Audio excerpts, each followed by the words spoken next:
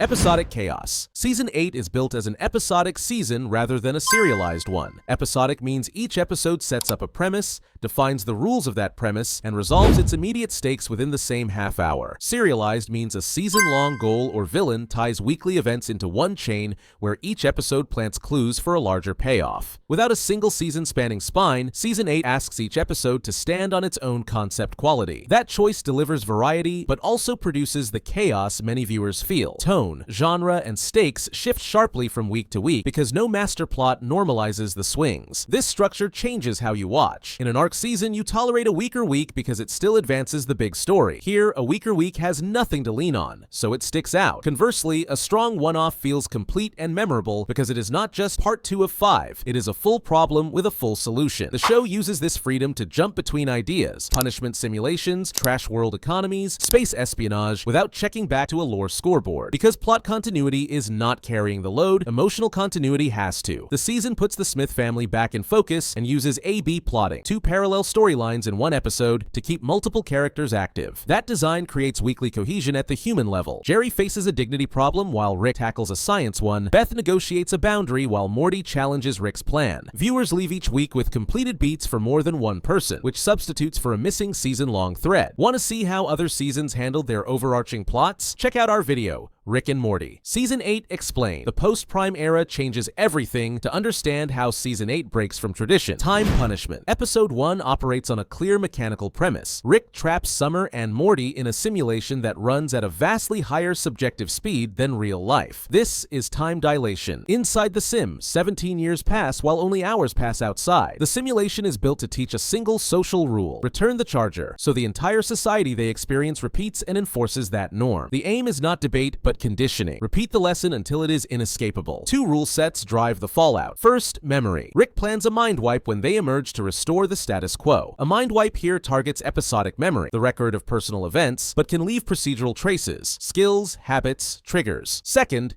mortality. Morty is effectively immortal in the sim. He dies in battle and revives while his friends die for good. That asymmetry creates a loop of witness trauma with no personal risk, which is a reliable recipe for rage and detachment once he returns to reality. The cause and effect chain is straightforward. Summer and Morty live a lifetime's worth of experience in compressed time. Beth objects to an immediate wipe, which lets real-world behavior show the residue. Summer acts with adult-level decisiveness and utilitarian calculus that clash with teenage contexts. Morty has intrusive flashbacks and dissociation tied to the war he fought. Morty then subverts Rick's control, traps Rick in a mirrored sim, steals a tank, and heads toward a nuclear plant to externalize what he felt: mass, indiscriminate harm. A final reveal explains Summer's cold strategy. To escape the sim, she needed lithium, so she provoked a war knowing Morty's immortality would carry them to victory. That decision, effective inside distorted rules, looks monstrous in the real world, and it clarifies why Morty feels used. Rick escapes, confirms reality, and then performs the wipe. Functionally, the reset clears explicit recall, but not behavioral residue. Summer's speed to escalate, Morty's hypervigilance,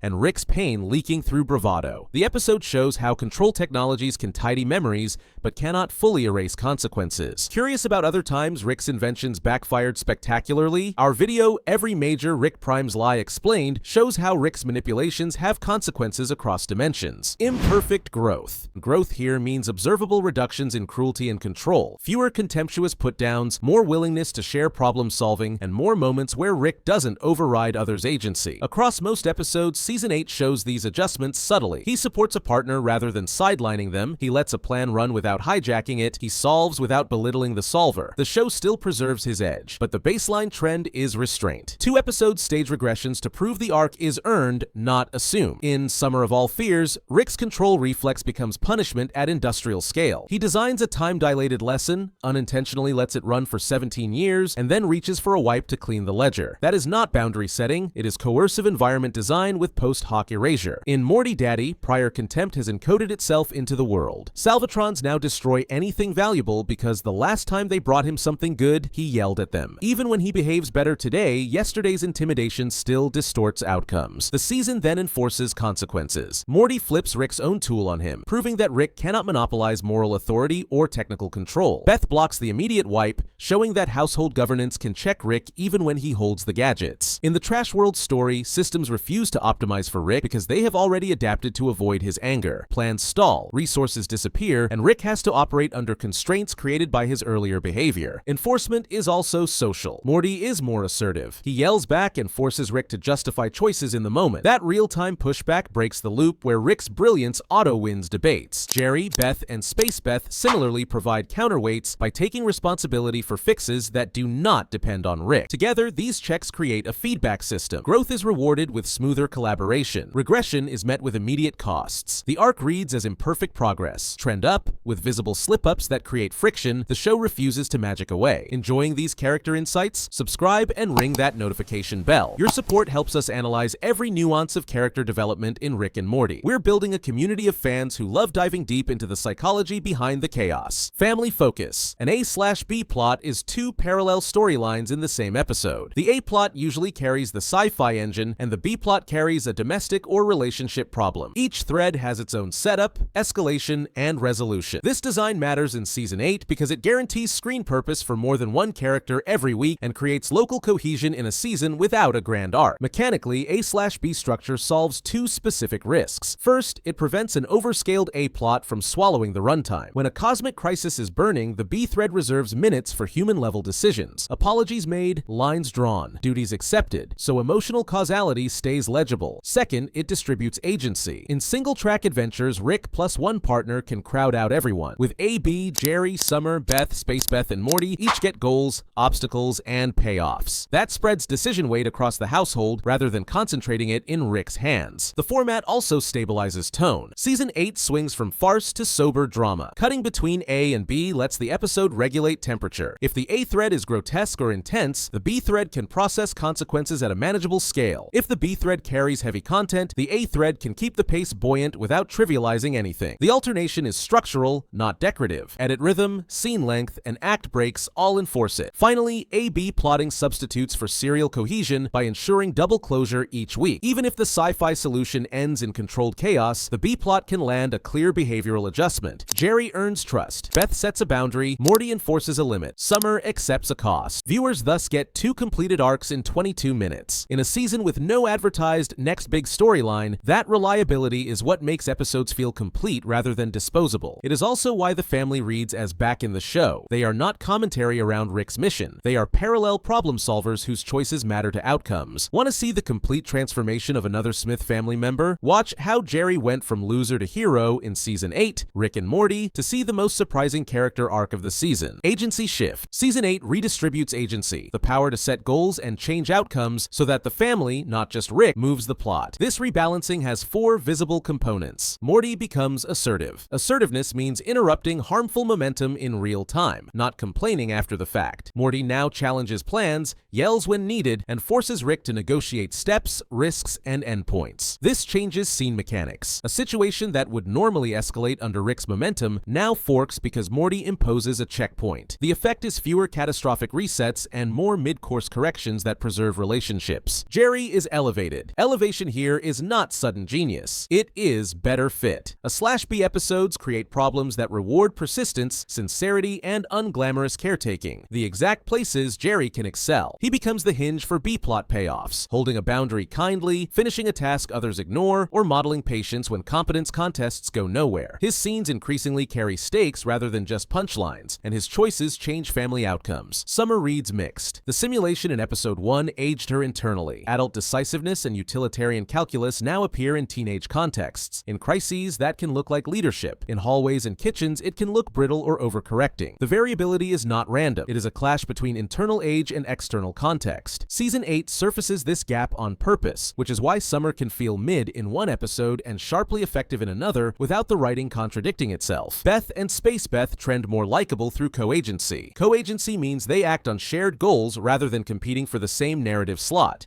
The show frames them as parallel solvers who divide problems and finish them without waiting for Rick. That redundancy widens the solution space when Rick's approach fails or ethics intervene. It also anchors the season's character-first cohesion. Multiple paths to resolution exist, and several of them do not require Rick to win.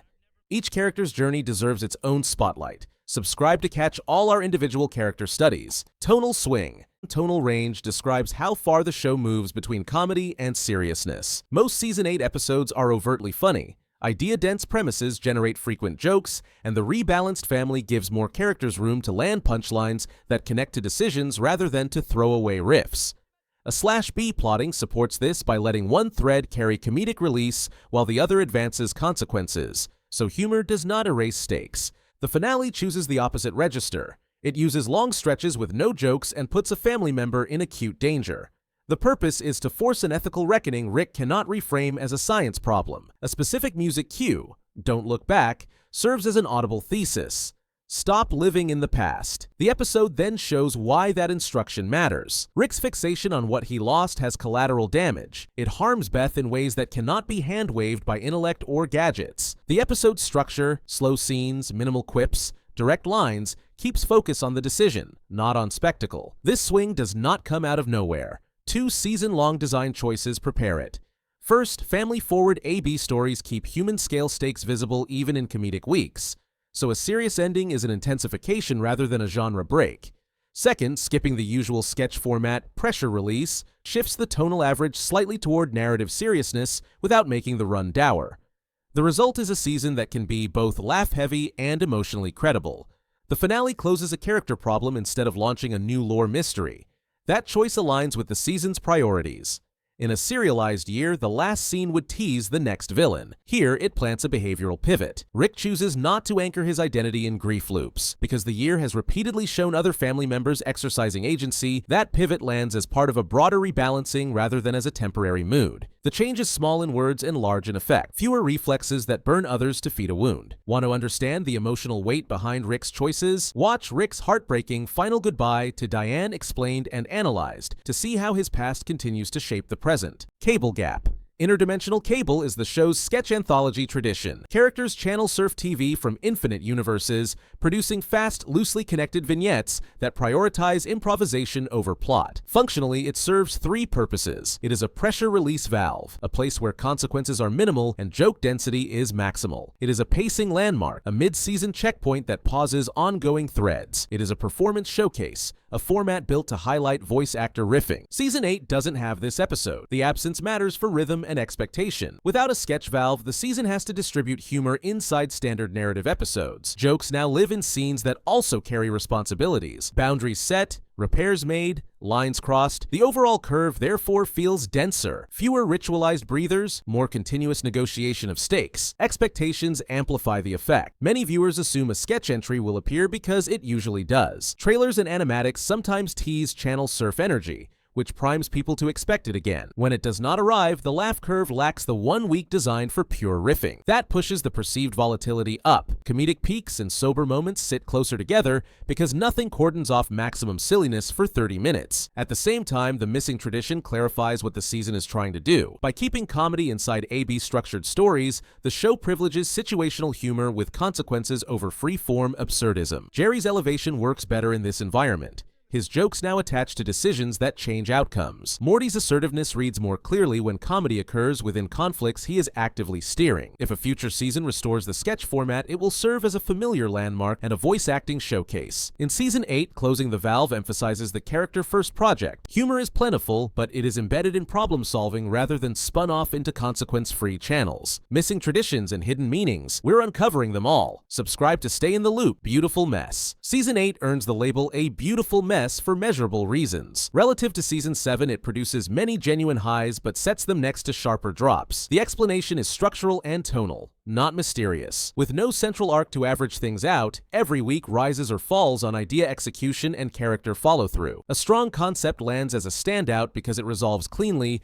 and leaves behavioral residue. A weak one stands out because there is no big-picture momentum to buffer it. The highs cluster around 2 strengths. First, character focus. Episodes double as small case studies that put someone's mental dilemma at the center. Morty's boundaries, Jerry's dignity, Beth's agency, Rick's control reflex. These stories give multiple people clear goals, choices, and costs. which is why the family reads as back in the show. Second, comedy. Most weeks generate consistent laughs, not by random riffing, but by letting jokes emerge from the cost of choices. Jerry's persistence becomes a source of humor that also moves scenes. Morty's pushback produces both friction and relief. Rick's barbs land without erasing consequences. The lows are identifiable and limited. The Easter-themed episode is the single clear miss that blocks a no bad episodes claim. In an episodic season, a miss is conspicuous because it does not carry any arc payload. It starts under neutral expectations and ends under its own weight. The effect is magnified because there is no sketch valve elsewhere to rebalance the mood. Importantly, the miss is localized. It does not infect the season's through lines of rebalanced agency and enforced consequences. The finale chooses character closure over lore tease and lands it. A sober register, a direct musical thesis, and a crisis that Rick cannot engineer his way around combine to push him off a long-running fixation. Some viewers will miss a promised next big storyline,